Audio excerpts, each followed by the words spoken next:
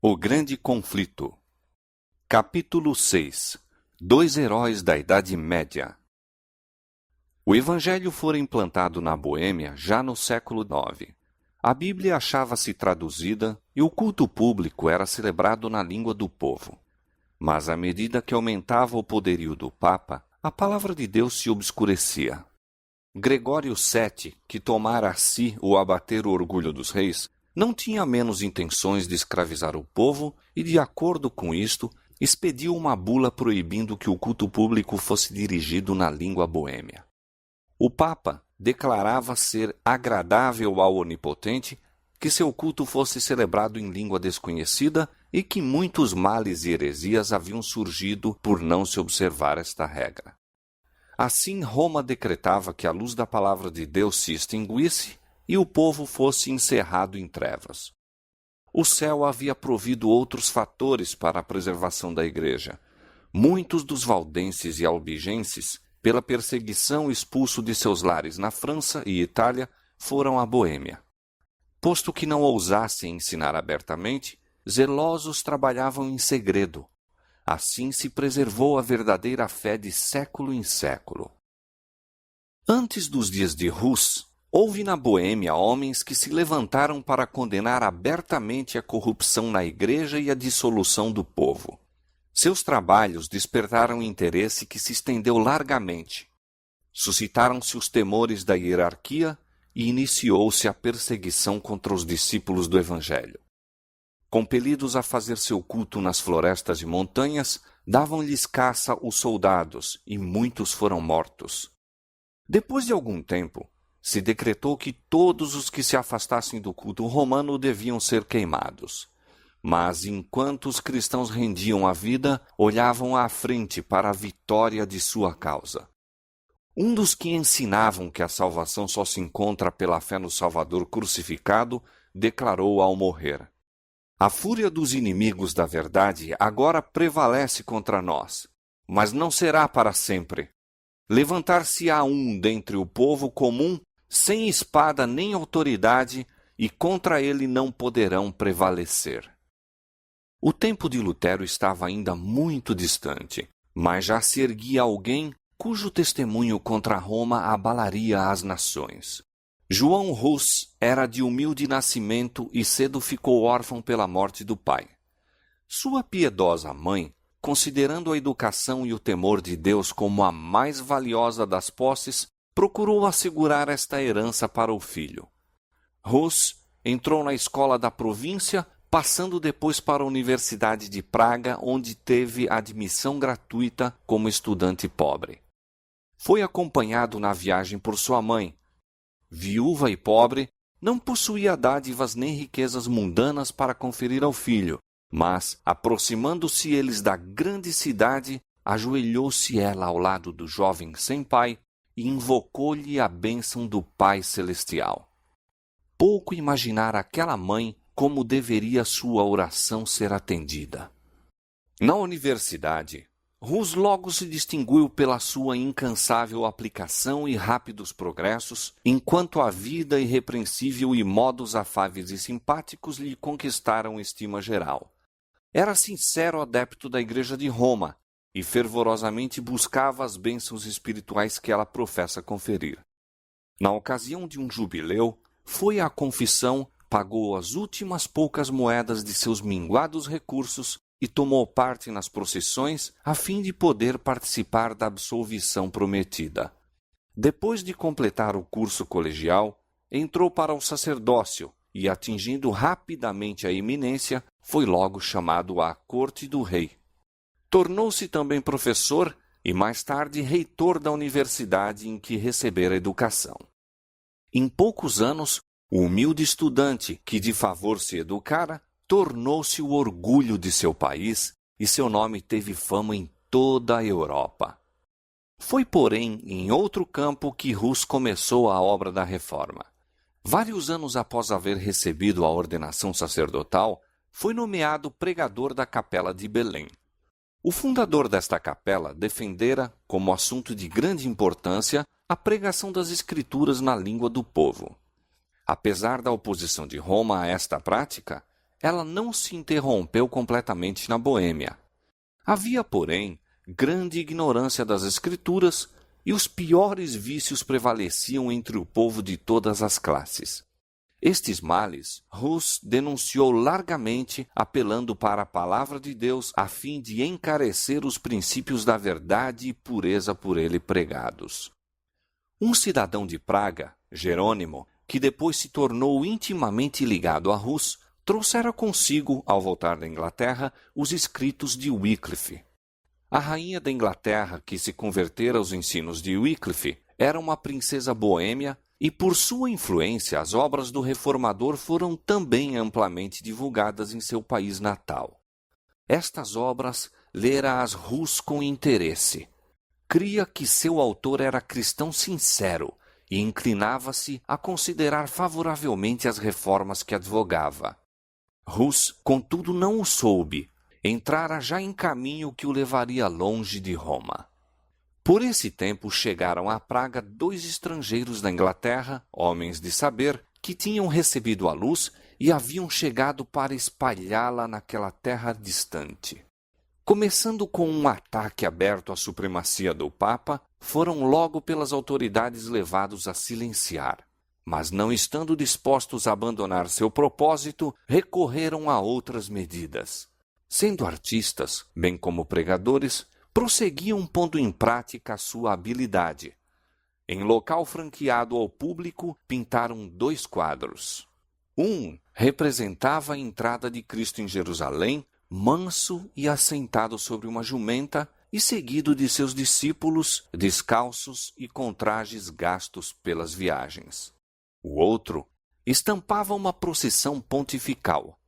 O Papa, adornado com ricas vestes e tríplice coroa, montando o cavalo magnificamente adornado, precedido de trombeteiros e seguido pelos cardeais e prelados em deslumbrante pompa. Ali estava um sermão que prendeu a atenção de todas as classes. Multidões vieram contemplar os desenhos. Ninguém deixara de compreender a moral e muitos ficaram profundamente impressionados pelo contraste entre a mansidão e humildade de Cristo, o Mestre, e o orgulho e a arrogância do Papa, seu servo professo. Houve grande comoção em Praga, e os estrangeiros, depois de algum tempo, acharam necessário partir para sua própria segurança. Mas a lição que haviam ensinado não ficou esquecida. Os quadros causaram profunda impressão no espírito de Hus, levando-o a um estudo mais acurado da Bíblia e dos escritos de Wycliffe.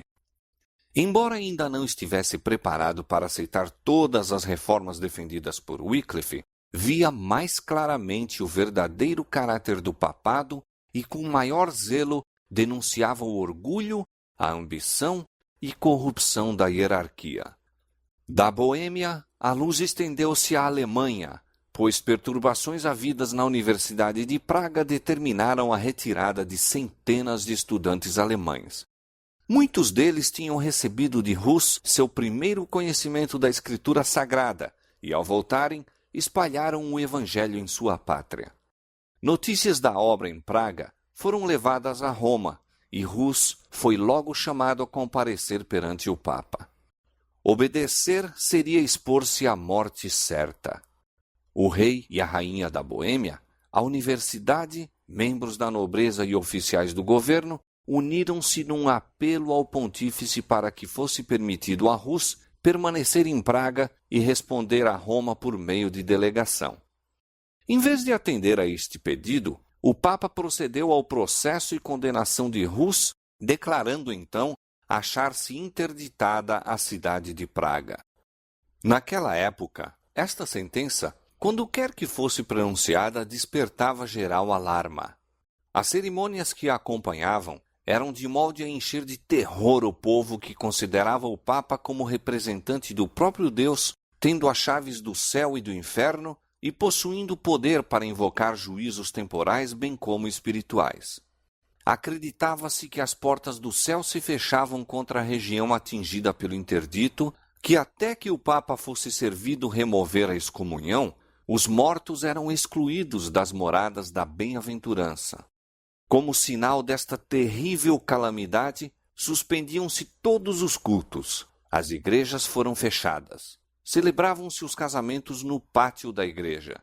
Os mortos, negando-se-lhes sepultamento em terreno consagrado, eram, sem os ritos fúnebres, colocados em fossos ou no campo. Assim, por meio de medidas que apelavam para a imaginação, Roma buscava dirigir a consciência dos homens. A cidade de Praga encheu-se de tumulto. Uma classe numerosa denunciou Rus como a causa de todas as suas calamidades e rogaram fosse ele entregue à vingança de Roma. Para acalmar a tempestade, o reformador retirou-se por algum tempo à sua aldeia natal. Escrevendo aos amigos que deixara em Praga, disse: Se me retirei do meio de vós, foi para seguir o preceito e exemplo de Jesus Cristo, a fim de não dar lugar aos mal-intencionados para traírem sobre si a condenação eterna e a fim de não ser para os piedosos causa de aflição e perseguição. Retirei-me também pelo receio de que os sacerdotes ímpios pudessem continuar por mais tempo a proibir a pregação da palavra de Deus entre vós, mas não vos deixei para negar a verdade divina, pela qual, com o auxílio de Deus, estou disposto a morrer. Rus não cessou seus labores, mas viajou pelo território circunjacente, pregando às ávidas multidões. Destarte, as medidas a que o Papa recorrera a fim de suprimir o Evangelho estavam fazendo com que este mais largamente se estendesse. Nada podemos contra a verdade, senão pela verdade. O espírito de Rus, nessa fase de sua carreira, parece ter sido cenário de doloroso conflito. Embora a igreja estivesse procurando fulminá-lo com seus raios, não havia ele negado a autoridade dela. A igreja de Roma era ainda para ele a esposa de Cristo e o Papa o representante e vigário de Deus. O que Rus estava a guerrear era o abuso da autoridade, não o princípio em si mesmo. Isto acarretou terrível conflito entre as convicções de seu entendimento e os ditames de sua consciência. Se a autoridade era justa e infalível, como queria que fosse, como poderia acontecer achar-se obrigado a desobedecer-lhe? Obedecer, compreendia-o ele, significava pecar. Mas por que a obediência a uma igreja infalível levaria a tal situação? Era este o problema que não podia resolver. Esta a dúvida que o torturava sempre e sempre.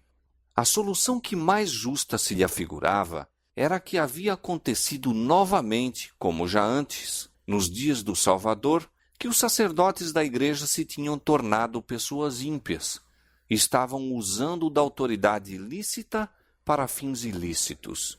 Isto o levou a adotar para sua própria orientação e para a guia daqueles a quem pregava a máxima de que os preceitos das Escrituras, comunicados por meio de entendimento, devem reger a consciência. Em outras palavras, de que Deus, falando na Bíblia, e não a igreja falando pelo sacerdócio, é o único guia infalível. Quando, depois de algum tempo, serenou a excitação em Praga, Rus voltou para a sua capela de Belém, a fim de continuar com maior zelo e ânimo a pregação da palavra de Deus. Seus inimigos eram ativos e poderosos, mas a rainha e muitos dos nobres eram seus amigos, e o povo em grande parte o apoiava. Comparando seus ensinos puros e elevados e sua vida santa com os dogmas degradantes pregados pelos romanistas e a avareza e devassidão que praticavam, muitos consideravam uma honra estar ao seu lado. Até aqui, Rus estivera só em seus trabalhos. Agora, porém, se uniu na obra da Reforma Jerônimo, que durante sua estada na Inglaterra aceitara os ensinos de Wycliffe. Daí em diante, os dois estiveram ligados durante toda a vida e na morte não deveriam ser separados. Gênio brilhante, eloquência e saber, dotes que conquistaram o favor popular, possuía-os Jerônimo em alto grau. Mas quanto às qualidades que constituem a verdadeira força de caráter, Rus era maior. Seu discernimento calmo servia como restrição ao espírito impulsivo de Jerônimo, que com verdadeira humildade se apercebia de seu valor e cedia aos seus conselhos. Sob o trabalho de ambos, a reforma estendeu-se mais rapidamente. Deus permitiu que grande luz resplandecesse no espírito daqueles homens escolhidos, revelando-lhes muitos dos erros de Roma, mas eles não receberam toda a luz que devia ser dada ao mundo. Por meio destes seus servos, Deus estava guiando o povo para fora das trevas do catolicismo. Havia, porém, muitos e grandes obstáculos a serem por eles enfrentados, e ele os guiou, passo a passo, conforme o podiam suportar. Não estavam preparados para receber toda a luz de uma vez. Como o completo fulgor do sol do meio-dia para os que durante muito tempo permaneceram em trevas, fosse ela apresentada, tê-los-ia feito desviarem-se. Portanto, ele revelou aos dirigentes pouco a pouco à medida que podia ser recebida pelo povo. De século em século, outros fiéis obreiros deveriam seguir-se para guiar o povo cada vez mais longe no caminho da reforma. Persistia o cisma na igreja. 3 papas contendiam pela supremacia, e sua luta encheu a cristandade de crime e tumulto. Não contentes de lançarem anátemas, recorriam às armas temporais. Cada qual se propôs obter armas e recrutar soldados. É claro que necessitavam dinheiro, e para arranjá-lo, os dons, ofícios e bênçãos da igreja eram oferecidos à venda. Os padres também, imitando os superiores, recorriam à simonia, tráfico de coisas sagradas ou espirituais, tais como sacramentos, dignidades, benefícios eclesiásticos, etc., e à guerra para humilhar seus rivais e fortalecer seu próprio poder. Com uma audácia que aumentava dia a dia, Rus fulminava as abominações que eram toleradas em nome da religião, e o povo acusava abertamente os chefes romanistas como causa das misérias que oprimiam a cristandade. Novamente, a cidade de Praga parecia à borda de um conflito sangrento. Como nas eras anteriores, o servo de Deus foi acusado de ser o perturbador de Israel. A cidade fora de novo posta sob interdito e Rus retirou-se para a sua aldeia natal.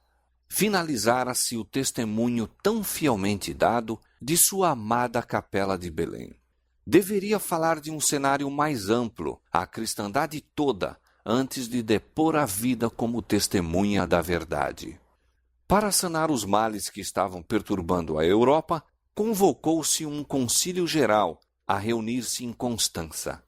Esse concílio fora convocado a pedido do imperador Sigismundo por um dos 3 papas rivais, João XXIII.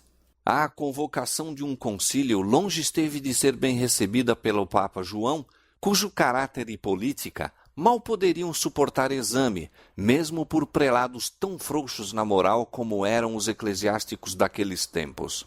Não ousou, contudo, opor-se à vontade de Sigismundo. O principal objetivo a ser cumprido pelo concílio era apaziguar o cisma da igreja e desarraigar a heresia. Portanto, os 2 antipapas foram chamados a comparecer perante ele, bem como o principal propagador das novas opiniões, João Rus. Os primeiros, tomando em consideração sua própria segurança, não estiveram presentes em pessoa, mas fizeram-se representar por seus delegados. O Papa João, conquanto ostensivamente o convocador do concílio, compareceu com muitos pressentimentos, suspeitando do propósito secreto do imperador para depô-lo, receoso de ser chamado a contas pelos vícios que havia infelicitado a tiara, bem como pelos crimes que a haviam garantido. Não obstante, fez sua entrada na cidade de Constança com grande pompa, acompanhado de eclesiásticos da mais alta ordem e seguido por um séquito de cortesãos. Todo o clero e dignitários da cidade, com imensa multidão de cidadãos, foram dar-lhe as boas-vindas.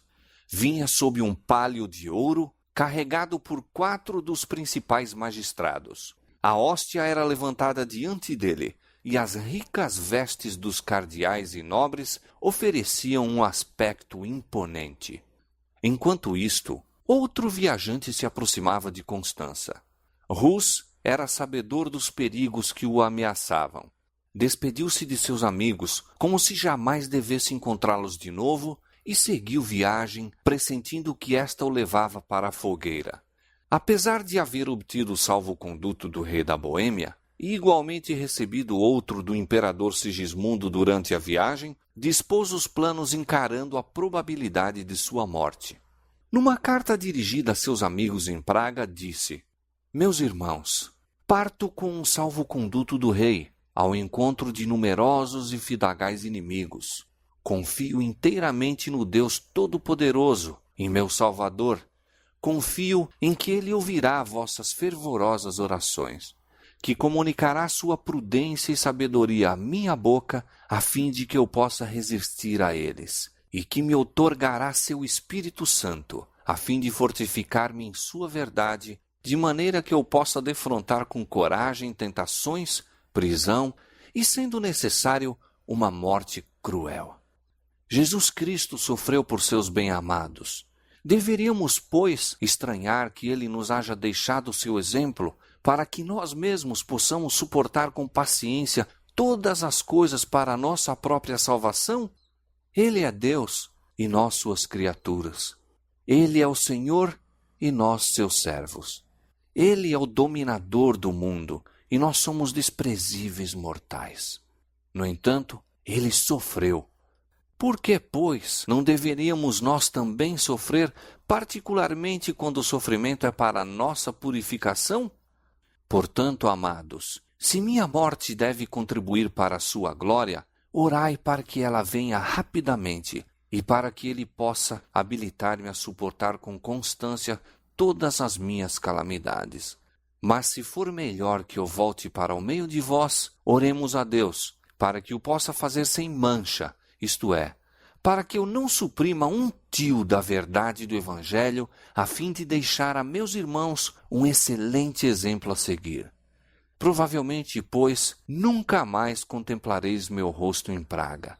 Mas se a vontade do Deus Todo-Poderoso dignar-se de restituir-me a vós, avancemos então, com o coração mais firme no conhecimento e no amor de sua lei.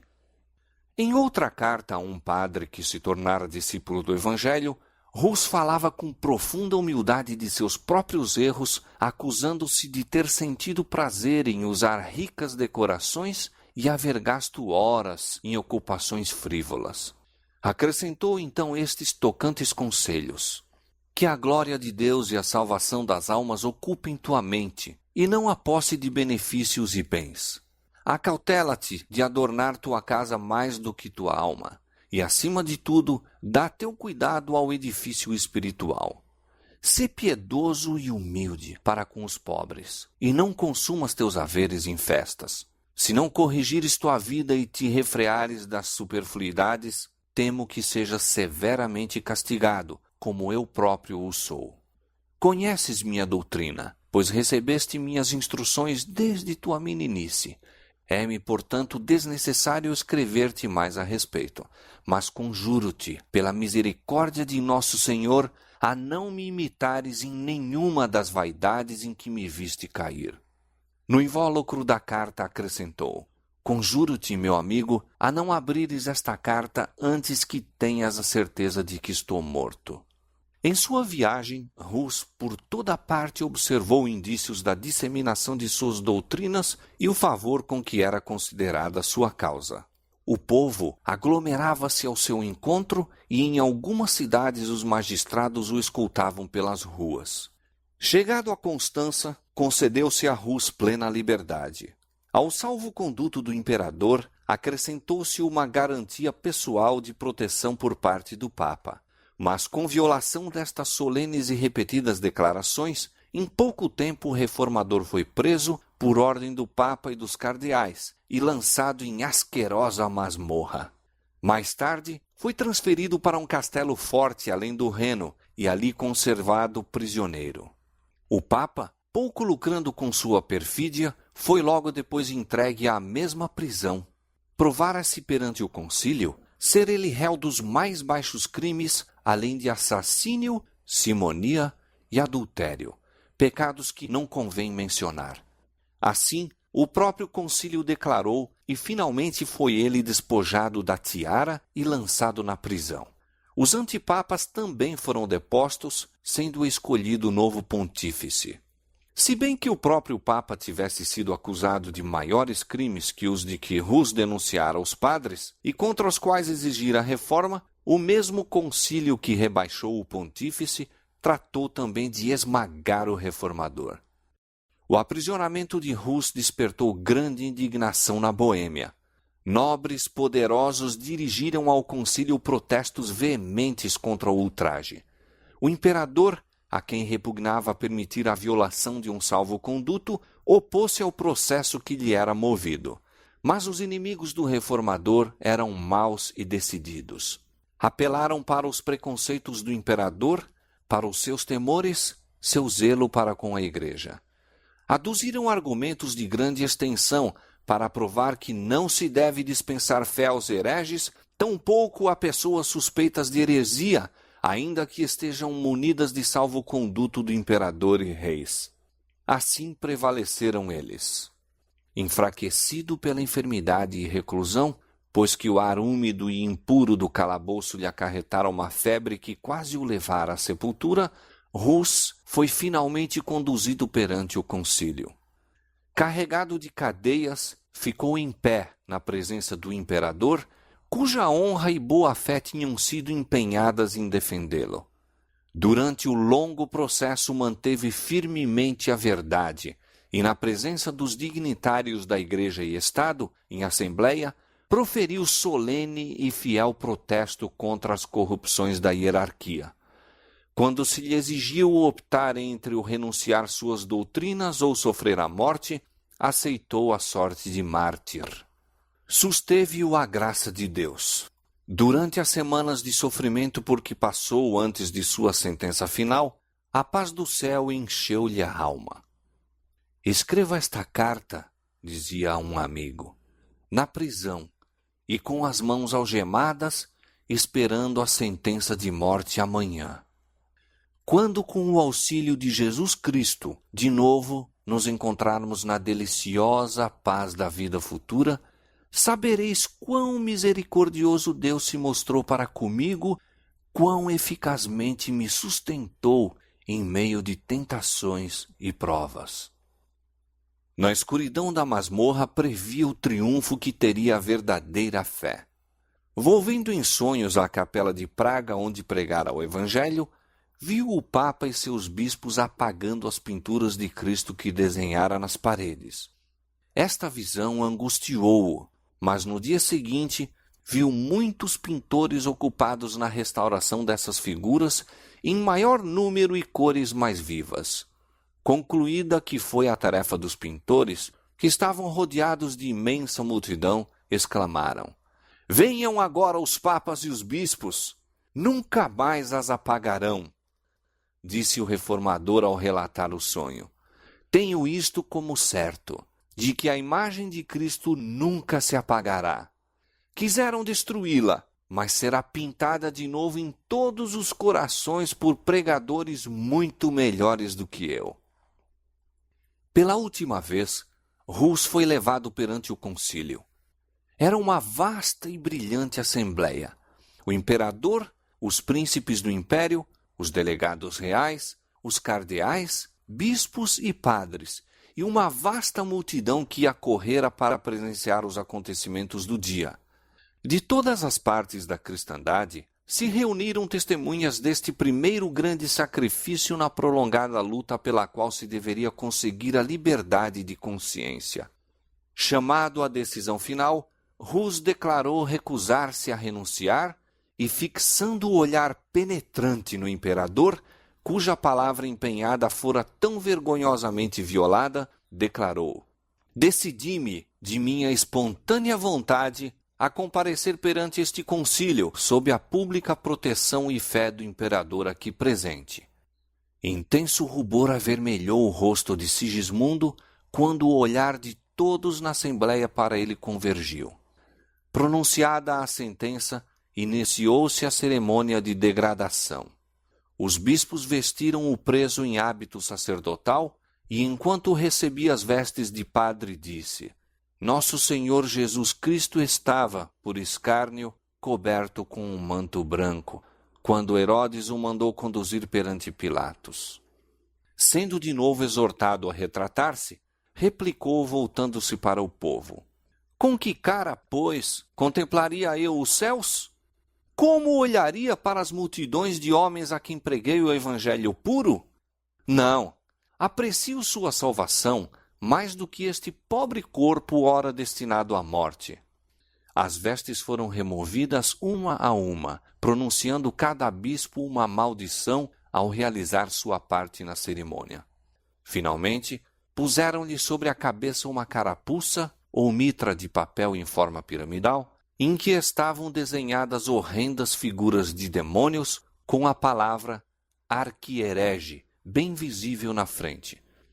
Com muito prazer, disse Rus, levarei sobre a cabeça esta coroa de ignomínia por teu amor, ó Jesus, que por mim levaste uma coroa de espinhos.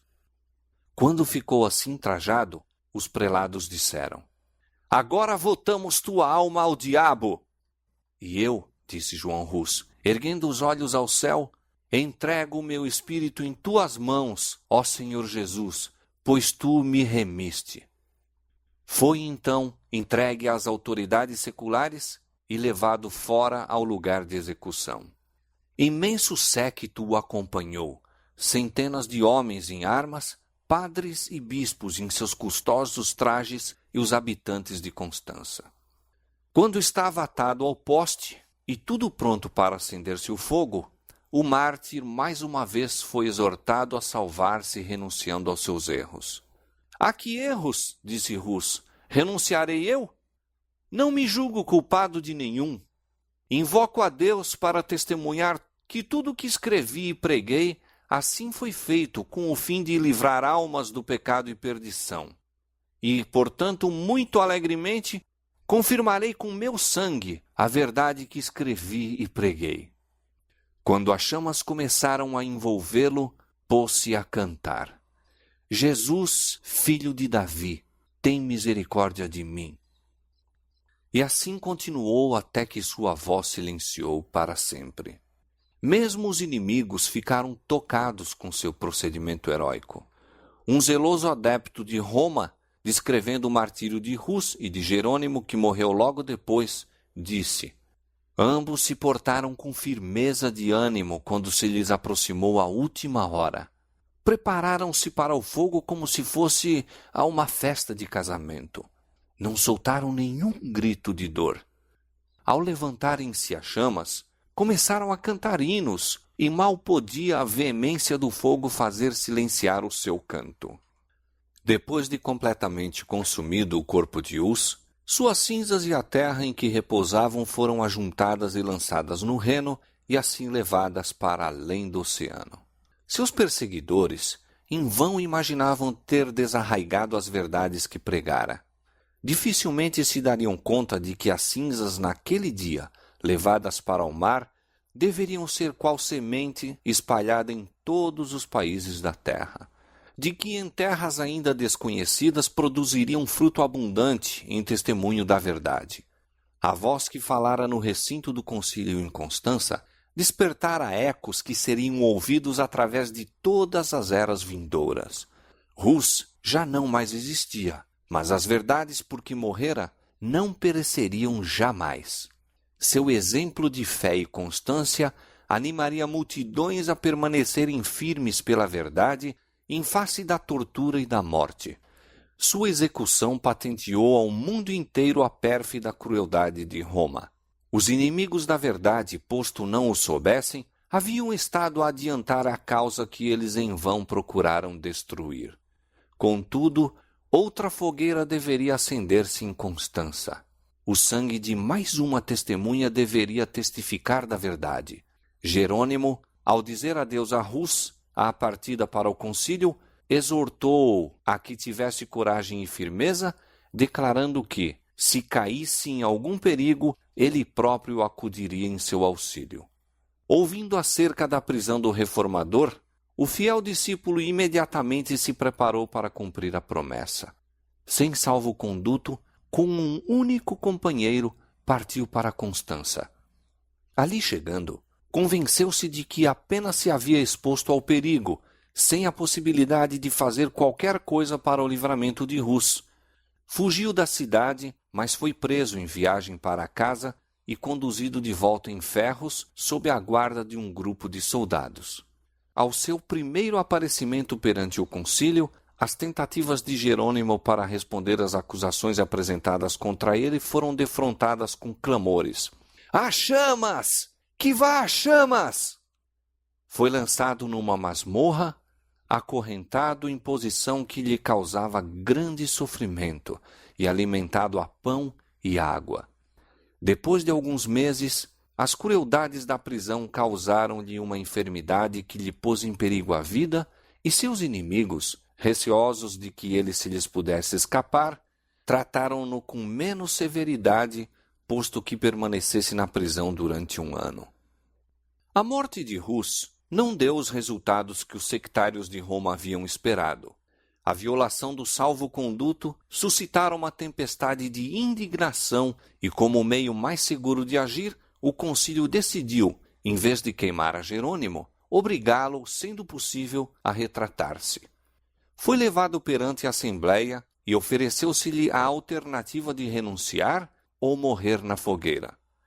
A morte, no início de sua prisão, teria sido uma misericórdia à vista dos terríveis sofrimentos por que passara, mas agora, enfraquecido pela moléstia, pelos rigores do cárcere e pela tortura da ansiedade e apreensão, separado dos amigos e desanimado pela morte de Rus, a fortaleza de Jerônimo cedeu, e ele consentiu em submeter-se ao concílio.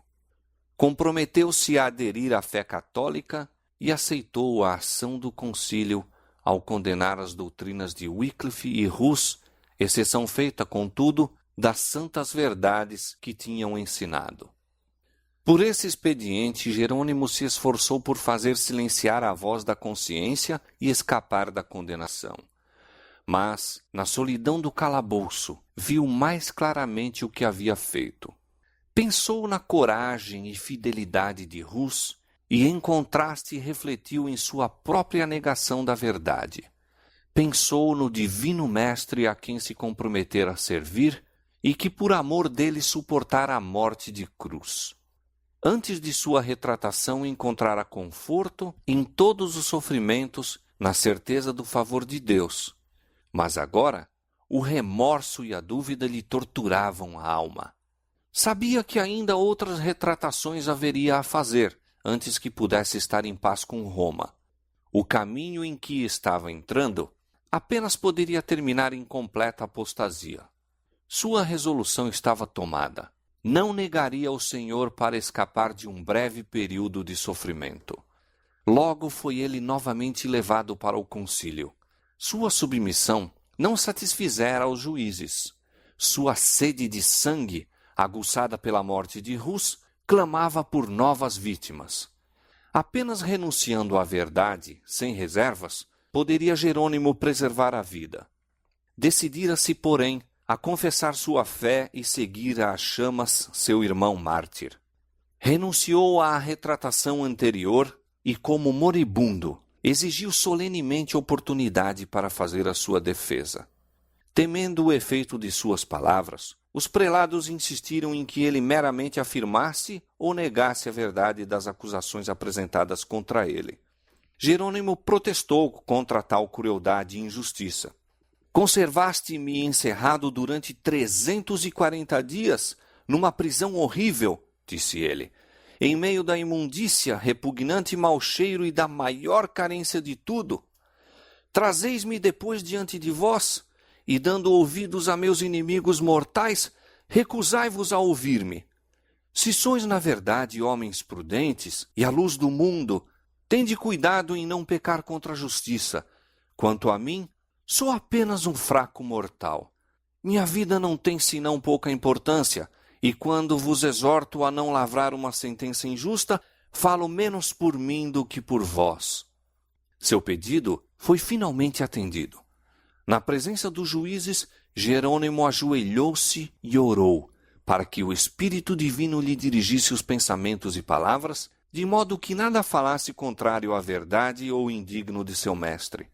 Para ele, naquele dia se cumpriu a promessa de Deus aos primeiros discípulos: sereis até conduzidos à presença dos governadores e dos reis por causa de mim.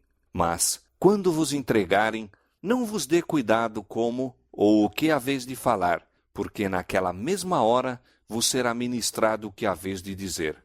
Porque não sois vós quem falará, mas o Espírito de vosso Pai é quem fala em vós. As palavras de Jerônimo excitaram espanto e admiração mesmo a seus inimigos.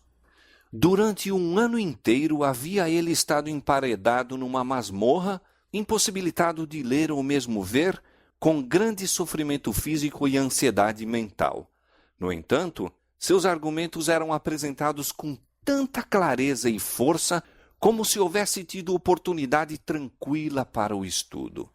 Indicou aos ouvintes a longa série de homens santos que haviam sido condenados por juízes injustos. Em quase cada geração, houve os que, enquanto procuravam enobrecer o povo de seu tempo, foram censurados e rejeitados, mas que em tempos posteriores mostraram ser dignos de honra. O próprio Cristo foi, por um tribunal injusto, condenado como malfeitor. Em sua retratação, Jerônimo consentira na justiça da sentença que condenara Hus. Declarou ele agora o seu arrependimento e deu testemunho da inocência e santidade do mártir. Conheci-o desde a meninice, disse ele. Foi um ótimo homem, justo e santo. Foi condenado, apesar de sua inocência. Eu também estou pronto para morrer. Não recuarei diante dos tormentos que estão preparados para mim por meus inimigos e falsas testemunhas, que um dia terão de prestar contas de suas imposturas perante o grande Deus, a quem nada pode enganar. Reprovando-se a si mesmo por sua negação da verdade, Jerônimo continuou: de todos os pecados que tenho cometido desde a minha juventude, nenhum pesa tão gravemente em meu espírito e me causa tão pungente remorso como aquele que cometi neste lugar fatídico, quando aprovei a iníqua sentença dada contra Wycliffe e contra o santo mártir João Hus, meu mestre e amigo. Sim, confesso-o de coração e declaro com horror que desgraçadamente fraquejei quando, por medo da morte, condenei suas doutrinas. Portanto, suplico a Deus Todo-Poderoso se digne de perdoar meus pecados e, em particular, este, o mais hediondo de todos. Apontando para os juízes, disse com firmeza: condenastes Wycliffe e João Hus, não por terem abalado a doutrina da Igreja, mas simplesmente porque estigmatizaram com a reprovação os escândalos do clero, a pompa, o orgulho e todos os vícios dos prelados e padres. As coisas que eles afirmaram e que são irrefutáveis, eu também as entendo e declaro como eles. Suas palavras foram interrompidas. Os prelados, trêmulos de cólera, exclamaram: que necessidade há de mais prova? Contemplamos com nossos próprios olhos o mais obstinado dos hereges. Sem se abalar com a tempestade, Jerônimo exclamou: ora, supondes que receio morrer? Conservaste-me durante um ano inteiro em terrível masmorra, mais horrenda que a própria morte. Trataste-me mais cruelmente do que a um turco, judeu ou pagão, e minha carne em vida literalmente apodreceu sobre os ossos, e contudo não me queixo, pois a lamentação não vai bem a um homem de coração e espírito. Mas não posso senão exprimir meu espanto com tão grande barbaridade para com um cristão. De novo irrompeu-se a tempestade de cólera e Jerônimo foi levado precipitadamente à prisão. Havia, contudo, na Assembleia, alguns nos quais suas palavras produziram profunda impressão e que desejavam salvar-lhe a vida. Foi visitado por dignitários da Igreja e instado a submeter-se ao concílio. As mais brilhantes perspectivas lhe foram apresentadas como recompensa de renunciar à sua oposição a Roma. Mas, semelhante a seu mestre, quando se lhe ofereceu a glória do mundo, Jerônimo permaneceu firme. Provai-me pelas sagradas escrituras que estou em erro, disse ele, e eu renunciarei. As sagradas escrituras, exclamou um de seus tentadores.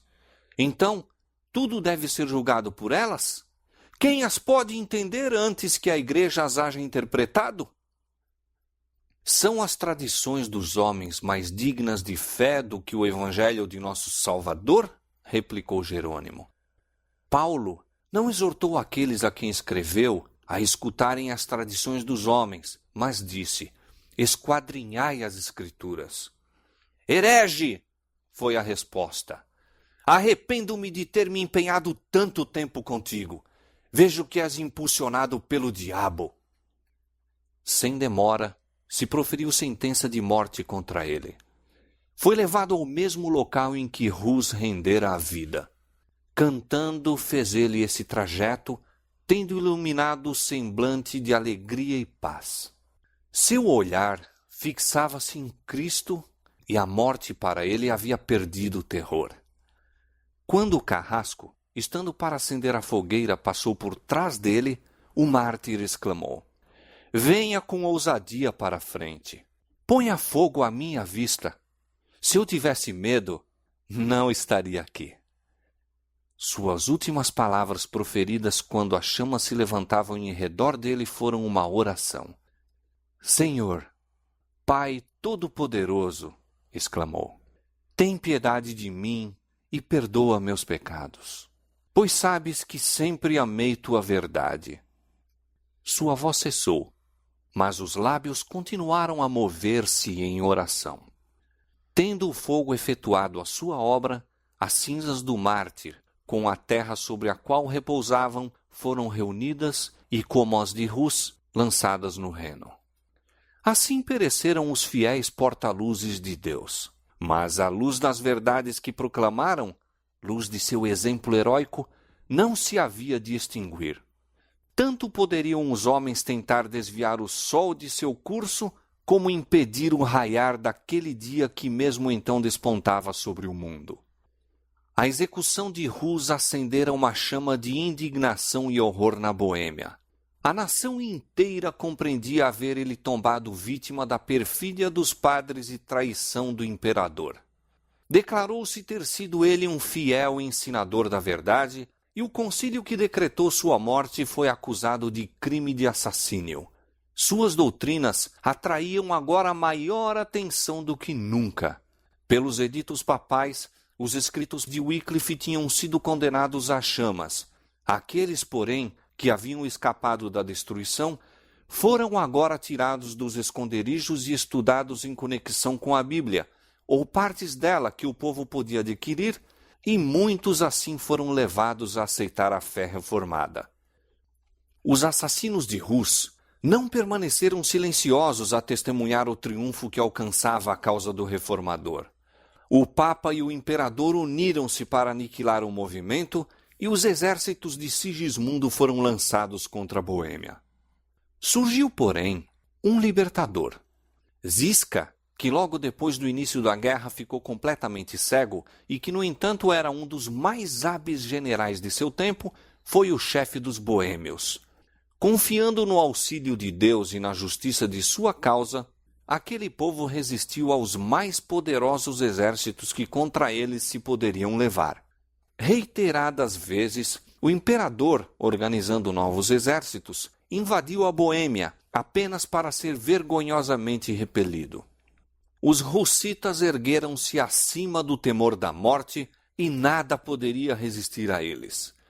Poucos anos depois do início da guerra, o bravo Zisca morreu, mas seu lugar foi preenchido por Procópio, que era um general igualmente bravo e hábil e, em alguns sentidos, dirigente mais destro. Os inimigos dos boêmios, sabendo que morrera o guerreiro cego, conjeturaram ser favorável a oportunidade para recuperar tudo o que haviam perdido. O Papa proclama, então, uma cruzada contra os russitas, e novamente uma imensa força se precipitou sobre a Boêmia, mas apenas para sofrer terrível desbarato. segue-se outra cruzada. Em todos os países papais da Europa, reuniram-se homens, dinheiro e munições de guerra. Congregavam-se multidões sob o estandarte papal, seguras de que afinal se poria termo aos hereges hussitas. Confiante na vitória, a numerosa força entrou na Boêmia. O povo arregimentou-se para repeli-la. Os dois exércitos se aproximaram um do outro até que apenas um rio se lhes interpunha. Os cruzados constituíam força grandemente superior, mas em vez de se arremessarem através da torrente e travar batalha com os hussitas a quem de longe haviam vindo a combater, ficaram a olhar em silêncio para aqueles guerreiros. Então, subitamente, misterioso terror caiu sobre os soldados. Sem desferir um golpe, aquela poderosa força debandou e espalhou-se, como se fosse dispersa por um poder invisível. Muitos foram mortos pelo exército hussita, que perseguiu os fugitivos, e imenso despojo caiu nas mãos dos vitoriosos, de maneira que a guerra, em vez de empobrecer os boêmios, os enriqueceu. Poucos anos mais tarde, sob um novo papa, promoveu-se ainda outra cruzada. Como antes, homens e meios foram trazidos de todos os países papais da Europa. Grande foi o engodo apresentado aos que se deveriam empenhar nessa perigosa empresa. Assegurava-se a cada cruzado perdão completo dos mais hediondos crimes. A todos os que morressem na guerra era prometida preciosa recompensa do céu, e os que sobrevivessem haveriam de colher honras e riquezas no campo de batalha. De novo, se reuniu um vasto exército e, atravessando a fronteira, entraram na Boêmia. As forças hussitas recuaram diante deles, arrastando assim os invasores cada vez mais longe para o interior do país e levando-os a contar com a vitória já alcançada. Finalmente o exército de Procópio fez alto e, voltando-se para o inimigo, avançou para lhe dar batalha. Os cruzados, descobrindo então o seu erro, ficaram no acampamento esperando o assalto. Quando se ouviu o ruído da força que se aproximava, mesmo antes que os hussitas estivessem à vista, um pânico de novo caiu sobre os cruzados. Príncipes, generais e soldados rasos, arrojando as armaduras, fugiram em todas as direções. Em vão o núncio papal, que era o dirigente da invasão, se esforçou para reunir suas forças possuídas de terror e já desorganizadas. Apesar de seus enormes esforços, ele próprio foi levado na onda dos fugitivos. A derrota foi mais completa e novamente um imenso despojo caiu nas mãos dos vitoriosos. Assim, pela segunda vez, vasto exército, enviado pelas mais poderosas nações da Europa, uma hoste de homens bravos e aguerridos, treinados e equipados para a batalha, fugiu, sem dar um golpe, de diante dos defensores de uma nação pequena e até ali fraca. Havia nisso uma manifestação do poder divino. Os invasores foram tomados de pavor sobrenatural. Aquele que derrotou os exércitos de Faraó no Mar Vermelho, que pôs em fuga os exércitos de Midian diante de Gideão e seus 300, que numa noite derribou as forças do orgulhoso assírio, de novo estendera a mão para debilitar o poder do opressor. Eis que se acharam em grande temor, onde temor não havia, porque Deus espalhou os ossos daquele que te cercava. Tu os confundiste, porque Deus os rejeitou. Os líderes papais, perdendo a esperança de vencer pela força, recorreram finalmente à diplomacia. Adotou-se um compromisso mútuo, que, se bem que pretendesse conceder liberdade de consciência aos boêmios, realmente traindo-os, entregava-os ao poder de Roma. Os boêmios tinham especificado 4 pontos como condições de paz com Roma: pregação livre da Bíblia, o direito da igreja toda, tanto ao pão como ao vinho na comunhão e o uso da língua materna no culto divino, a exclusão do clero de todos os ofícios e autoridades seculares, e, nos casos de crime, a jurisdição das cortes civis tanto para o clero como para os leigos. As autoridades papais finalmente concordaram em que os 4 artigos dos hussitas deveriam ser aceitos, mas que o direito de os explicar, isto é, de determinar sua significação exata, deveria pertencer ao concílio, ou, em outras palavras, ao Papa e ao Imperador. Nesta base, fez-se um tratado e Roma ganhou, pela dissimulação e fraude, o que não tinha conseguido pelo conflito. Pois, dando sua própria interpretação aos artigos hussitas, como a Escritura Sagrada, ela poderia perverter-lhes o sentido de modo a convir a seus propósitos. Uma classe numerosa na Boêmia, vendo que isto traía sua liberdade, não se conformou com o tratado. Surgiram dissensões e divisões que levaram a contenda e derramamento de sangue entre eles mesmos. Nesta luta, o nobre Procópio sucumbiu e pereceu a liberdade da Boêmia. Sigismundo, traidor de Rus e Jerônimo, tornou-se agora rei da Boêmia e, sem consideração para com o seu juramento de apoiar os direitos dos boêmios, prosseguiu com o estabelecimento do papado. Ele, porém, pouco ganhara com sua subserviência a Roma. Durante 20 anos, sua vida estivera repleta de trabalhos e perigos. Seus exércitos tinham sido arruinados e esgotados os seus tesouros por uma longa e infrutífera luta, e agora, depois de reinar 1 ano, morreu, deixando seu reino às bordas da guerra civil e legando à posteridade um nome estigmatizado com a infâmia.